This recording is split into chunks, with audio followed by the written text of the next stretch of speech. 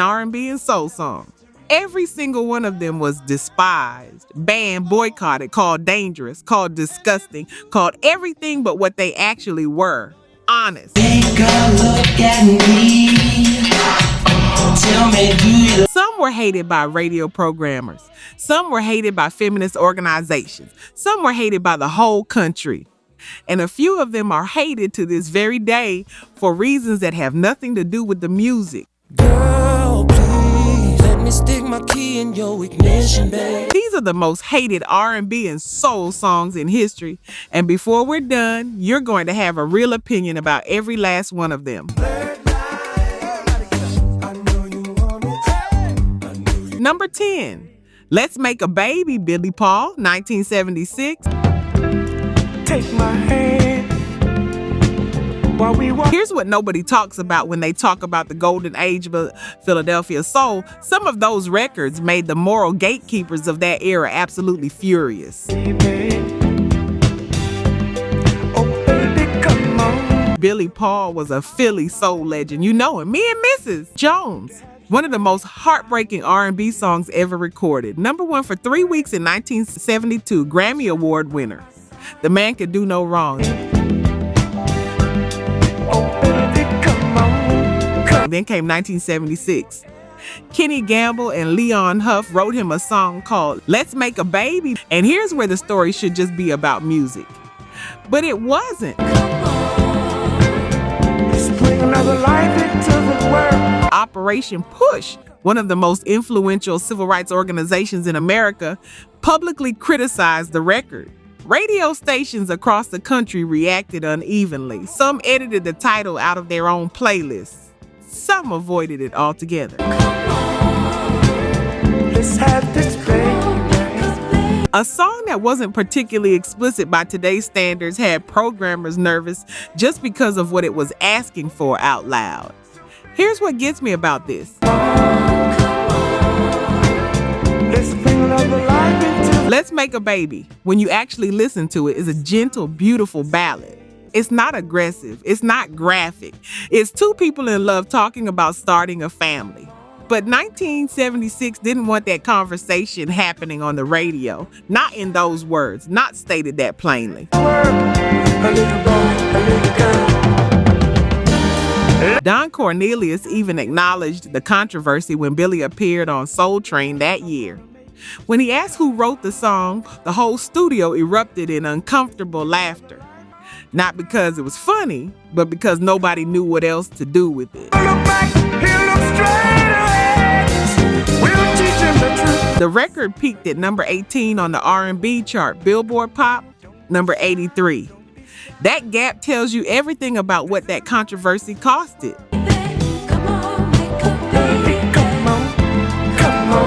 And if you've ever made something honest, something real, and watched people flinch instead of receive it, you know that particular kind of sting. It doesn't mean you were wrong. It just means you were early. Evermore, forevermore. So baby, come on. Number 9, Sexual Healing, Marvin Gaye, 1982. Before I say the name, I want you to understand what the R&B world looked like in 1982. It had been 3 years since Marvin Gaye left Motown. His marriage to Janice Hunter had just collapsed. He'd been living in Belgium, hiding from tax debts, hiding from himself. He was broke. He was depressed. He hadn't released a proper studio album in 5 years. And then he recorded Sexual Healing. You probably remember it as a smooth, iconic record. But when it first hit the airwaves, the reaction was split in ways that surprised even Marvin. Some radio programmers weren't sure how to handle it. Conservative critics called it irresponsible. Religious groups pushed back on the brazenness of it, a song that made no apologies, no metaphors, no detours. It asked for what it wanted, directly, wrapped in the most disarming groove you'd ever heard. Here's what's wild.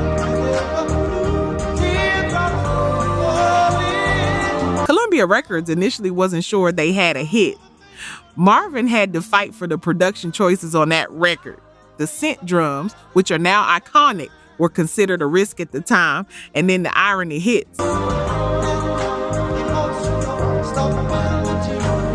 The same songs that some people call too explicit won the Grammy for Best R&B Performance Male. Spent 8 weeks at #1 on the R&B chart in 1982. Became the record that saved a career everyone had already written off. Here's the thing about sexual healing that still gets me. Marvin Gaye died less than 2 years after it came out, shot by his own father on April 1st, 1984, the day before his 45th birthday. And the song he was hated for recording became one of the first things played in his memory. Some people had called that song irresponsible, and then they played it to mourn him. I'll let you sit with that. Number 8, Let's Get It On. Marvin Gaye, 1973. You might be surprised to see this one here, because now we talk about Let's Get It On like it arrived from the heavens and everyone just accepted it. That is not what happened. Baby, no. 1973, Marvin Gaye has just come off What's Going On, one of the most critically acclaimed albums in the history of recorded music. Berry Gordy and the Motown Machine wanted him to stay in that lane. Political, conscious, serious, that was the formula. Come on, stop beating round the bush. What Gaye gave them instead was an album so sexually charged that Motown's A&R team genuinely believed it was a commercial risk. The label executives were uneasy. The content was deemed too explicit for the kind of music they thought they were making. An album that contains a song called You Sure Love the Ball, complete with moaning sounds recorded in the outro, was not what Berry Gordy had in mind. And here's where Marvin did something remarkable. He wrote his own liner notes, literally defending sex as a natural, spiritual, beautiful thing, because he knew the record needed a preface before people would hear it clearly. I can't see anything wrong with sex between consenting anybodies, he wrote. I think we make far too much of it. That sentence alone was a rebuke to everyone who tried to shut the record down before it breathed. And the album breathed. It peaked at #2 on the Billboard Pop chart and sat at the top of the Soul chart for 11 weeks. Let's Get It On, the single, spent 2 weeks at #1 on the Hot 100, 8 weeks on the R&B chart. Let's get it on. They called it a risk. It became the best-selling record of his entire Motown tenure. But I want you to think about this. The same creative control that Marvin used to make Let's Get It On, he only had that because he went on strike over What's Going On 2 years earlier when Berry Gordy refused to release it. The hate and the resistance fueled every record he made after it. You cannot separate those two things. Let's get it on. Come on, baby. And if you've ever done something your whole team was against and turned out to be right, you know that specific feeling of quiet satisfaction. It doesn't need to be loud. Number 7, You're Having My Baby, Paul Anka and Odia Coates, 1974. Now this one is a whole different kind of hated. You're the woman I love and I love what's going through you. Paul Anka released You're Having My Baby in June of 1974. Within months, it had become the most controversial chart-topping single of the decade. And here's the thing. It hit #1 on the Billboard Hot 100. Spent 3 weeks there. By all commercial metrics, it was a smash, but the backlash was something else entirely. The National Organization for Women now gave Paul Anka an award, a real award ceremony. They called it the Keep Her in Her Place Award. Ms. Magazine named him their Male Chauvinist Pig of the Year. Both sides of the abortion debate found something to be furious about. What a lovely way of Pro-choice advocates objected to the framing that the woman's only real choice was to carry the baby. Others were upset for the opposite reason. The song had found a way to unite people in anger who agreed on virtually nothing else. Here's what makes this an R&B story, not just a pop story. Odia Coates, a black soul singer with deep roots in the genre, sang alongside Anka on that record. And while he absorbed the cultural shrapnel, her voice was the emotional spine of the whole thing. She never got the same level of infamy. She never got the same level of credit either. In a 2006 CNN poll, users voted that song the #1 worst record in history. Worst in history. You're the woman I love and I love what it's doing to you. And yet you know it. You can probably hum it right now. That says something about how thin the line is between hated and remembered. No, you just wouldn't do it. Number 6, Do Me, Belle Biv DeVoe, 1990. Kiss me, pretty baby. Okay, stay with me on this one because what I'm about to tell you is not comfortable and it shouldn't be. Belle Biv DeVoe, 1990. They had just broken away from New Edition and dropped Poison, one of the most iconic new jack swing records ever made. Number 3 on the Billboard Hot 100. The culture was riding with them completely. Then came Do Me. On the surface, it was a follow-up dance anthem, also hit number 3, also a club and party staple. You heard it everywhere at summer cookouts, coming out of car speakers on hot nights in every house party you can think of from that era. What you see, do you think you If you were anywhere near a black neighborhood in the summer of 1990, that record was your soundtrack. But here's what people don't talk about enough. The second verse. When you actually read those lyrics backstage, underage, adolescent, how you doing? Fine, she replied. It described something that was not legal, not ambiguous, not subject to interpretation, and it got away with it completely.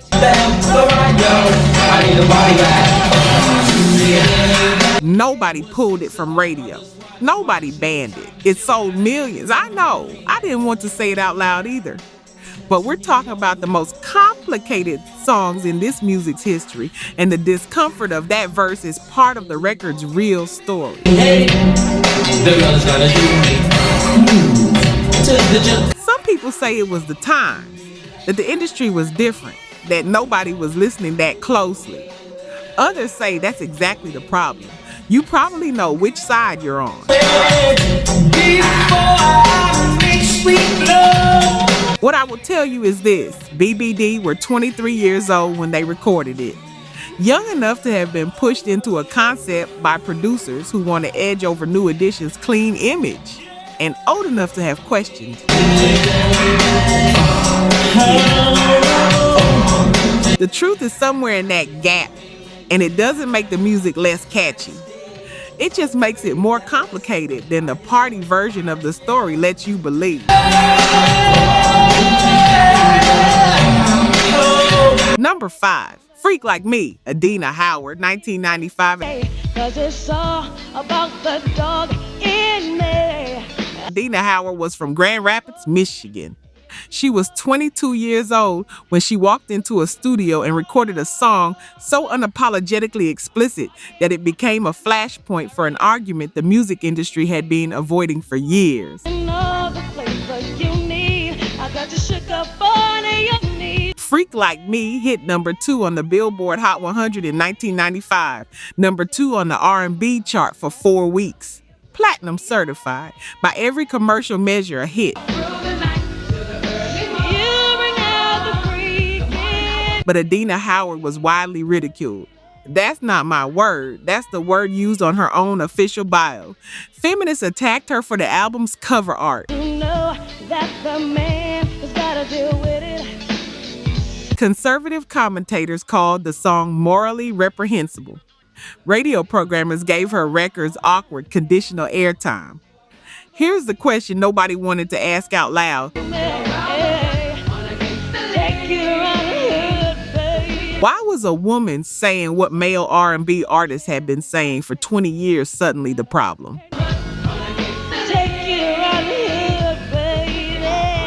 Marvin Gaye could record an album called Let's Get It On with a song called You Sure Love to Ball and get Grammy nominations. R. Kelly could chart with explicit content and get praise for his artistry. Kind of slow, you gotta keep it up, now there you go.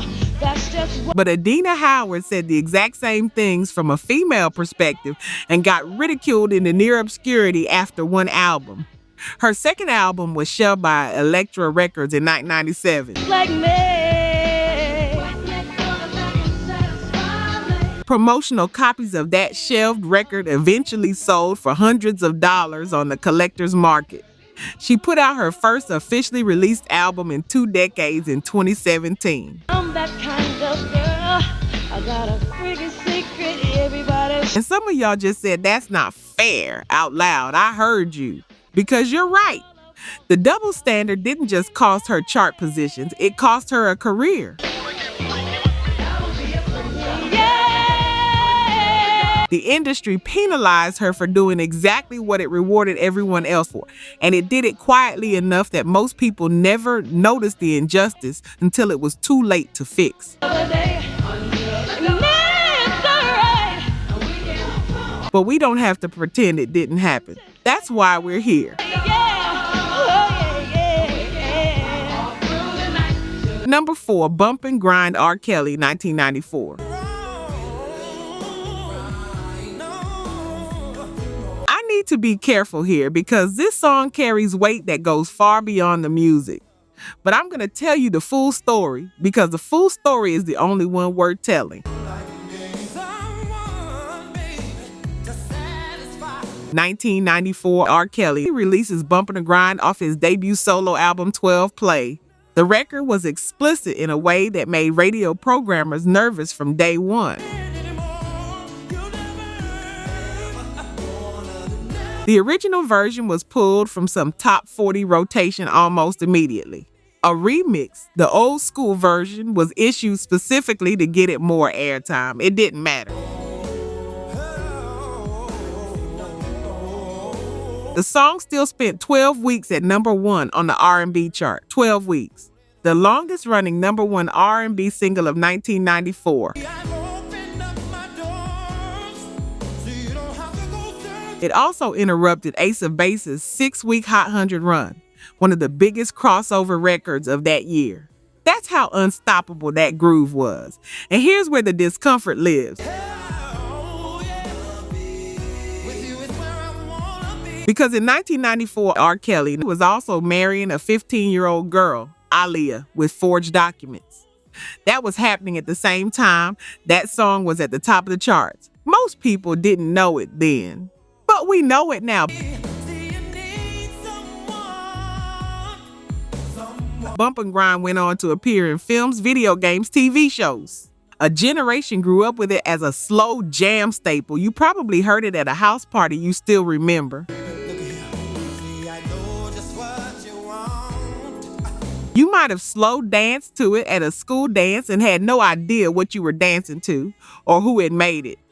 And that's a particular kind of complicated that doesn't have an easy resolution. Because the discomfort of that song now isn't about the music itself.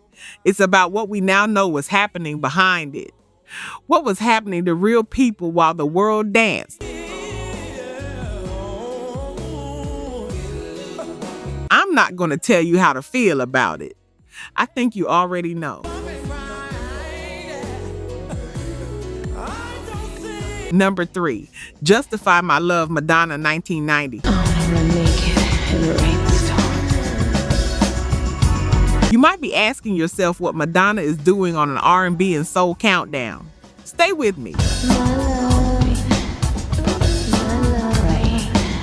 Justify My Love was built from the ground up in the R&B tradition. The track was written by Lenny Kravitz, one of the most soulful multi-instrumentalists of his generation, from a poem by Ingrid Chavez. The production is minimal, hypnotic, sensual in a way that owes everything to the intimacy of soul music. Before Madonna recorded it, Kravitz told her he had a #1 song for her. She told him he didn't. He showed up at her apartment in New York with the tape and played it at full volume. By the time it ended, she said, "Play it again." The song hit #1 on the Billboard Hot 100 in January 1991. But MTV banned the video completely. Every second of it. Not a restricted airing, not a late night only policy. A full total ban. The video, directed by Jean-Baptiste Mondino, explored bisexuality, voyeurism, and themes that were explicit by the standards of 1990.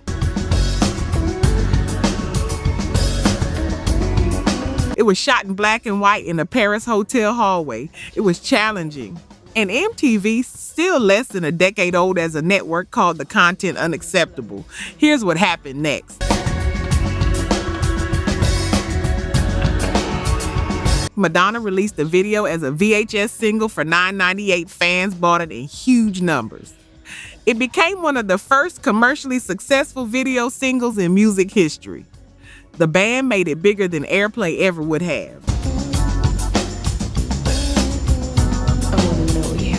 And Madonna appeared on ABC's Nightline to address the controversy directly, arguing that the video promoted sexuality but not violence, and that distinction mattered.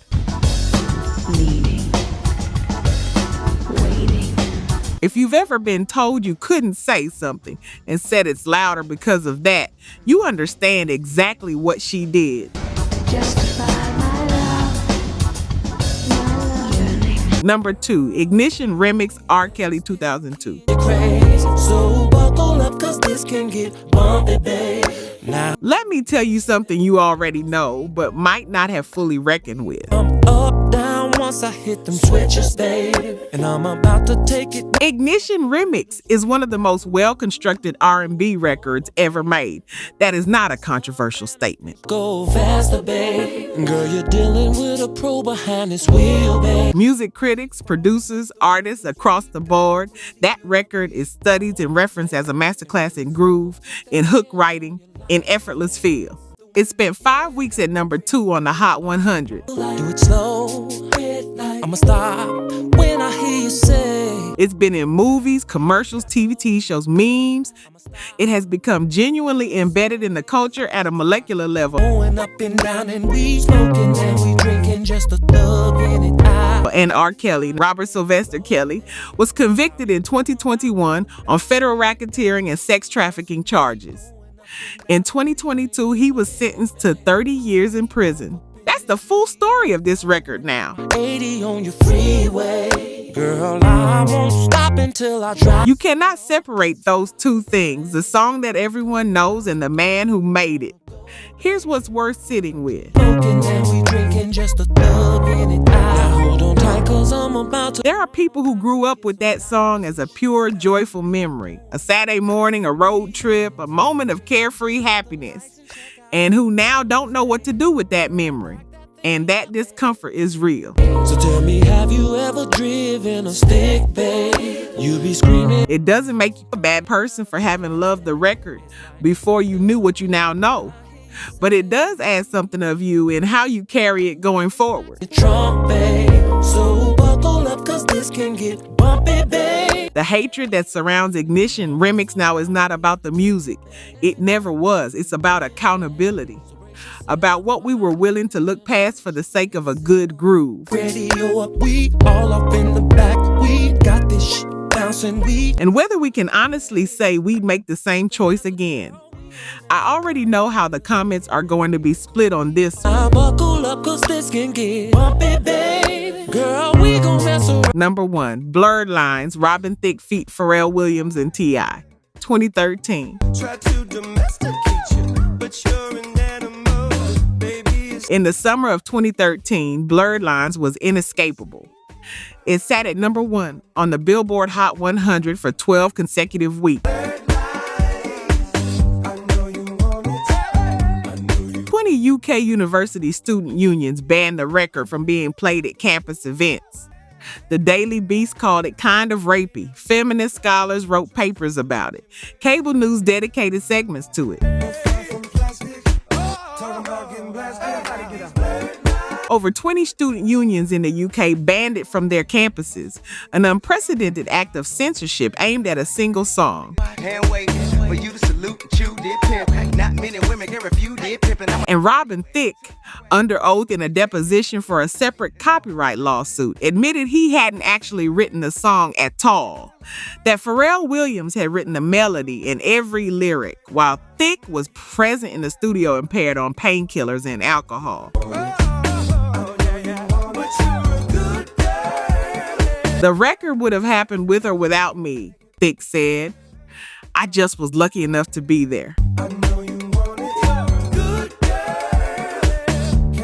The copyright case resulted in Thicke and Pharrell being ordered to pay $7.4 million to the estate of Marvin Gaye, with the court finding that Blurred Lines had copied the feel and groove of Gaye's 1977 Got to Give It Up. And here's what makes this number 1. Not just the controversy around consent and the lyrics, but what Pharrell said 6 years later. In a 2019 GQ interview, he said he was embarrassed by the record, that he initially didn't understand the backlash. Got this from Jamaica. It always works for me. Dakota. And then I realized that there are men who use that same language when taking advantage of a woman, and it doesn't matter that that's not my behavior. It just matters how it affects women. That sentence right there. From one of the most celebrated producers in R&B history, publicly reckoning with the fact that intent doesn't cancel impact. Pharrell Williams, who helped make Bump and Grind, who helped make Get Lucky, who helped make some of the most joyful music of the last 30 years, saying in plain language, I got that one wrong. And that kind of honesty in an industry that almost never does it is rarer than a number 1 record. This is number 1 for a reason. Not because it's the most explicit, not because it was the most legally complicated, but because the conversation it started about what music asks of its listeners, about what we normalize when we put something on in the background and dance to it without reading the words, that conversation is still happening right now.